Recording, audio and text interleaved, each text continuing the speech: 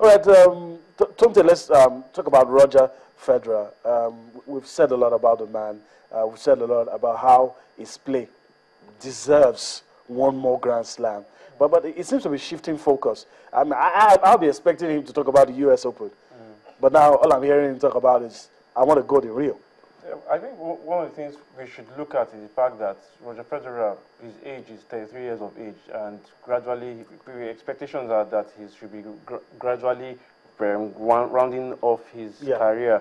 And perhaps he's looking ahead towards the Olympics as one of his, as part of being one of his efforts to take a walk out of the tennis sphere. So while I'm not sure, I don't think he's overlooking the U.S. Open.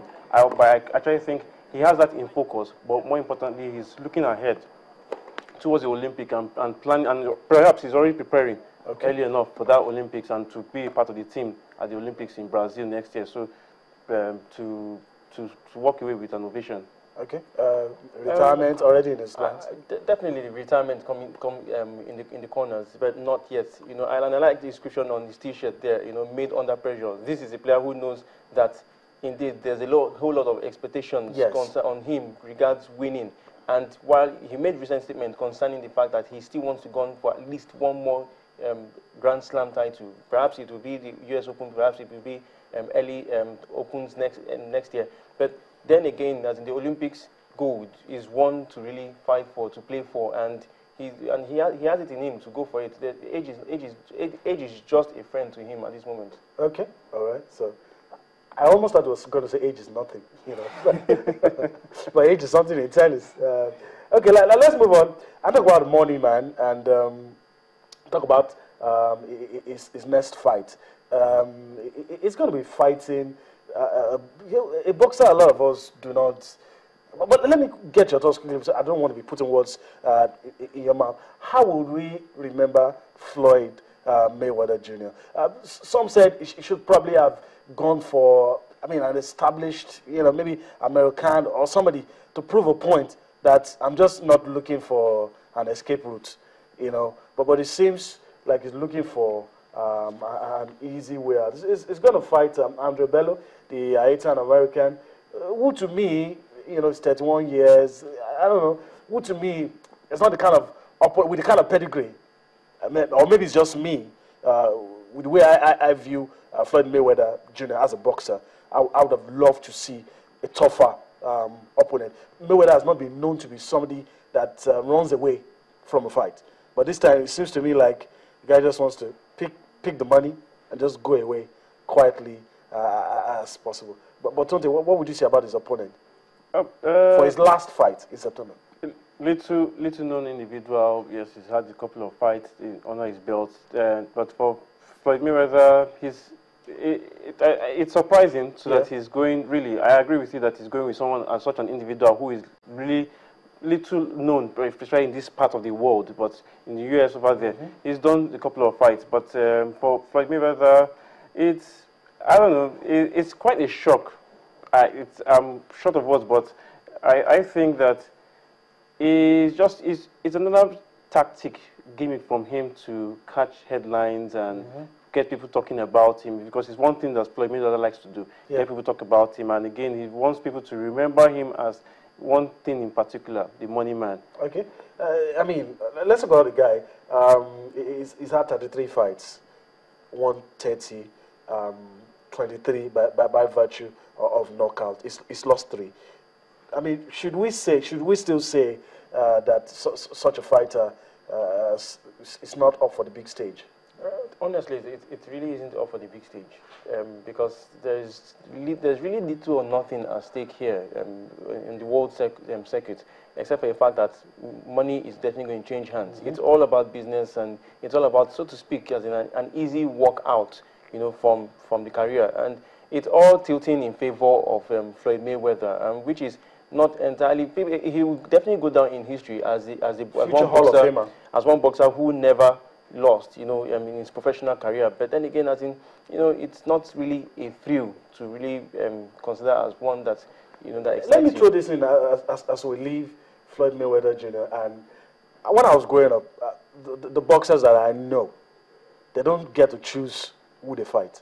Somebody just comes. I mean, there's a mandatory challenge. I mean, you get to fight who they say you fight. You don't pick and choose. I mean, most of us we've lost hope with the heavyweights now, with the way the Klitschko's pick and choose who they fight. But I mean, I've had a little bit of excitement with Floyd. I mean, it will say, okay, fans decide who I'm going to fight, but he didn't do that on this occasion. So, as he leaves, would that taint him in any way? American, for instance, says, look, if you don't fight me, you're losing credibility. Do you agree with that? I think well, Americans' perspective is one that should be taken into consideration. However, I think a whole lot falls on the table of the International Boxing Federation. They need to restructure and review a whole lot of things. We need to actually see some reforms coming in to play, because with the way boxing is going, it's all about, yes, the money. Money is involved. However, we need to get that excitement back. In the ring. We need to see a situation in which promoters, are making unpredictable arrangements, that people are so eager to see. Real fights. Real fight. The Mayweather's situation is one that doesn't come to me as a surprise, with this coming fight. Even that of Pacquiao, a whole lot of controversies surrounding. He will go down in history for different issues. Dimensions, headlines will come from all angles, but then again, it's just one that, well, he's just there. Okay, Tonte, last just 30 seconds. How would you remember him when he finally hangs the gloves? How do you think he will be remembered? He'll be. I think he'll be remembered for one. As one of the greatest. For his category, yes, one of the greatest. Being undefeated, in his career, and he'll also be remembered. Definitely, people remember him for his blings and his money. And they'll also equally remember him for his mouth too. But he's not one who is known to talk too much per se. However, they know that he's always full of pride. Okay. Well, I'll leave the question to you. Will Floyd Mayweather be remembered in the same way Muhammad Ali, Joe Louis, Rocky Marciano? Does he qualify to be on that level with those guys? It's a question that I'll leave to you. You can send me your tweets if you feel that the Money Man will be remembered on that level. Not even Mike Tyson was never placed as good as he was, or maybe it's just my own opinion, was never placed on that level.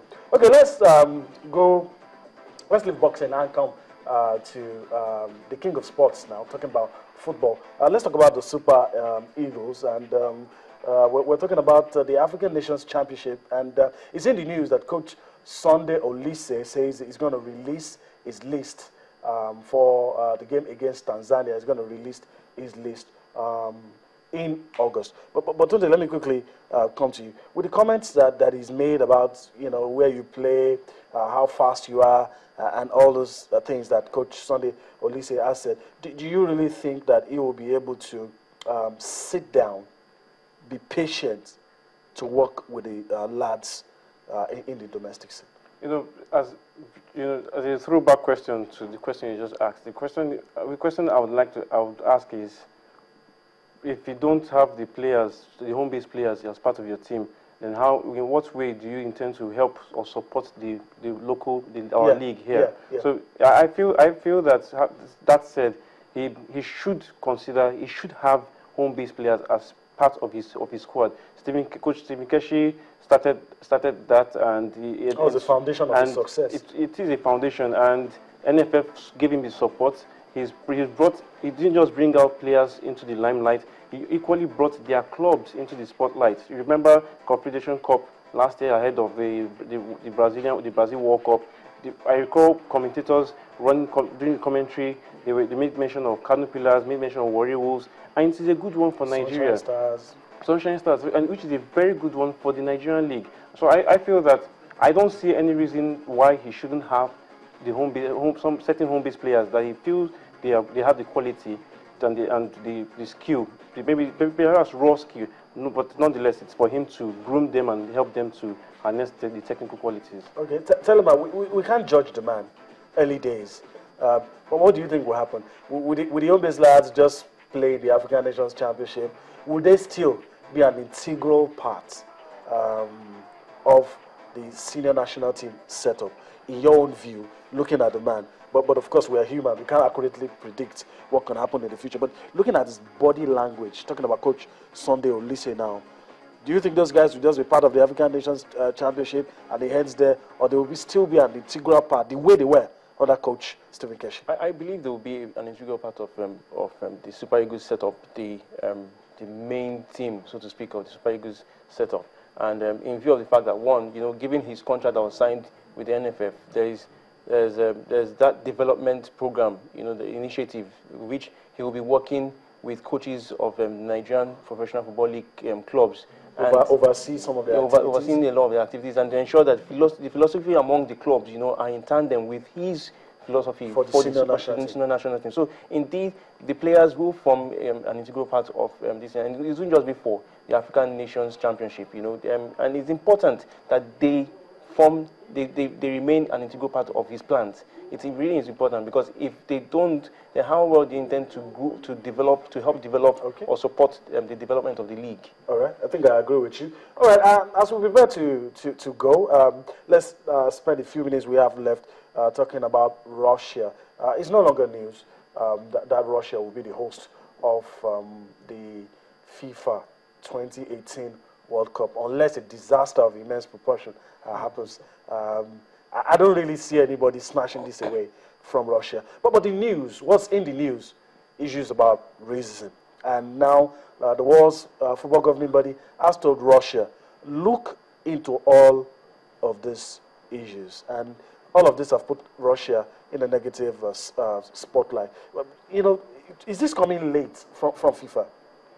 No, I don't think it's coming exactly late. I wouldn't say it's coming late, because FIFA it's been a concern right from the time when Russia won the bid to host the World Cup. Okay. So it's not coming late. However, in view of recent developments, FIFA is reacting to it, and is once again calling out to Russia to, hey, rein in your fans and get them to stop chanting racial slurs at football players. Okay.